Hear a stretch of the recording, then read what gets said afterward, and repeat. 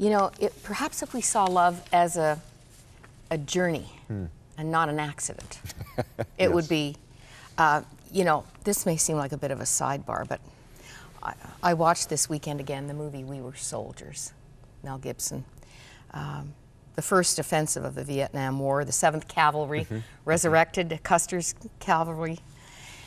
And I mean, it's a bloody and heart-rending movie, but the real Lieutenant Colonel who led that Ia Drang offensive in November of '65 is living. And he's on Facebook, and you can Google him and hear his wisdom, but he talks about leadership. And of course, he has a famous mantra, a famous word of counsel. He says, you can always do one more thing. There's always one more thing you can do to influence the situation in your favor. This is so much like the book that we're offering this month. And he said, all you have to do is think, what else can I do? And then after that, there are more things you can do. One more thing. Just keep thinking, there's one more thing. And opportunities continue to open up. I think we stop in our pain. I know for the person that I sent that book with a prayer to, someone I love, who was contemplating divorce, I really believe that the husband and wife involved were so enmeshed in their personal pain, in their emotions, how they felt, that they couldn't consider the children. It was about me in that situation. And I'm sure that's typical. That's a huge part of it. And it's something that ties in exactly with what we're talking about in terms of the, it's a me generation. You know, a lot of people have grown up from the 60s and 70s. It's all about me, and also instant gratification. You know, whether it's you know, the Twitter accounts and things like that for instant communication, but it's, you know, what's in it for me? And actually, a marriage is what's in it for us.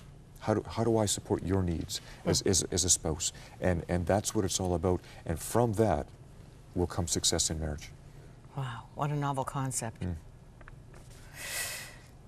The other first. Now here's an important point. Your research findings discovered that less than 10% of divorces are high conflict. 90% are low conflict. Probably really rooted in selfishness, but I think we do have to address that 10% where when you say high conflict, you're talking about people who are being abused. Alcohol abuse, sexual abuse, verbal abuse, mental abuse, those things exist. There's no question. And in many cases, there's one of the partners that needs additional counseling, assistance, or something like that. Something's going on there that they're out of control in some fashion. Those happen. And sometimes the only solution is a complete break. You know, the verse that comes to mind, Dave, in Paul's counseling on the subject of marriage, in the middle of that chapter in Corinthians, he says, God has called us to peace. And for some, there just needs to be that safety. Safety for the spouse and safety for the children as well. And in that 10% or less of those cases, unfortunately, divorce may be the only way to sever and find that peace. In the other 90%, though, it's troubling. One of the biggest issues in family life, we surveyed a number of people over a period of time, and we asked the question, what's the biggest stressor in your family life? Well, your viewers aren't going to be surprised when I say it's finances. That's the number one issue. Not just for young couples starting out, not just for young couples with children, but for every breakout of family all across the whole spectrum. And so that's something that our governments can actually do. If we look at tax levels, let's find a way to reduce tax levels for families. Okay, it's no secret, Maclean's this week. We're going under. And you know, I heard that for every dollar earned, Canadians owe $1.42.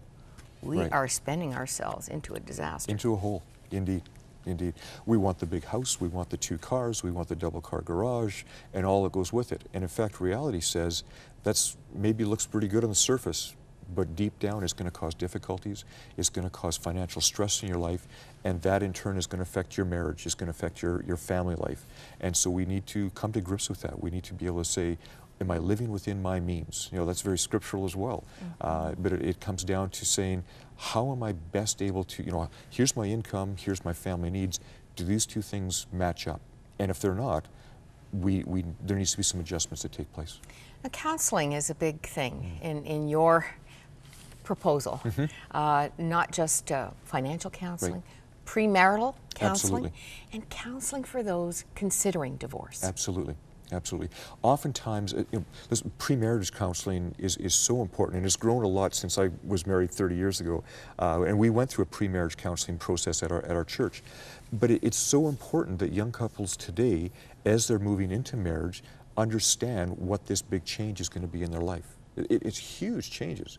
And so that premarriage counseling helps them look at all those different aspects and starts to blend their lives together.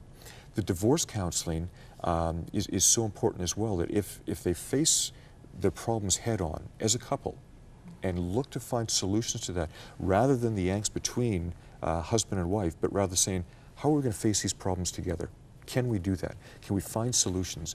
More often than not, the couples will work that through and find solutions together. It's team building. I mean, we hear about your previous guest of Miles talking about his sports analogies, and that he's a team. You know, the quarterback can't win the football game by himself. As a couple, they can face these challenges and these problems and succeed together as well. It takes time, it takes effort and a will, but I have lost count of the number of women who've come to me and said, and this is based on the kind of understanding that's coming through so much of our Christian literature now, our authors speaking into the differences between men and women and taking time to really get to know your spouse. And they've said, if I knew then what I know now, I'd still be married to my first husband. If we would just take the time, get the wonderful help that's available. And oh my goodness, I mean, the cost of divorce in Ontario alone is huge. It's huge. 3.2 billion a year. Yeah, yeah. And that's just the financial cost. That's not the cost on husbands and wives and kids. And that has long-term ramifications as well. What are you going to do? Well, we're doing things like this. We've written the Attorney General of Ontario to say, we think you're looking at the wrong end of the problem. We should be supporting marriage. We've been speaking out on issues like this for 4 years now as we opened our office in Ottawa on lowering taxes for family, having single income family, and those are the types of things that we step out and talk about. The message is starting to be heard, but it's a long discussion that we're well on the path to. You know, we spend on average, apparently, $25,000 in Canada to get married for that big day. We need to be putting more time, attention, and money into making sure that the journey goes well. Dave, I'm so glad that there is an Institute of Marriage and Family. I bet that's news for some of you at home today too. And let's pray for Dave Quist and your team and your bold initiatives that hopefully will influence policy. I'm just going to leave us with wise words from a Nobel Prize winner, Mother Teresa. When asked, what can we do to help promote world peace? She said, go home and love your family.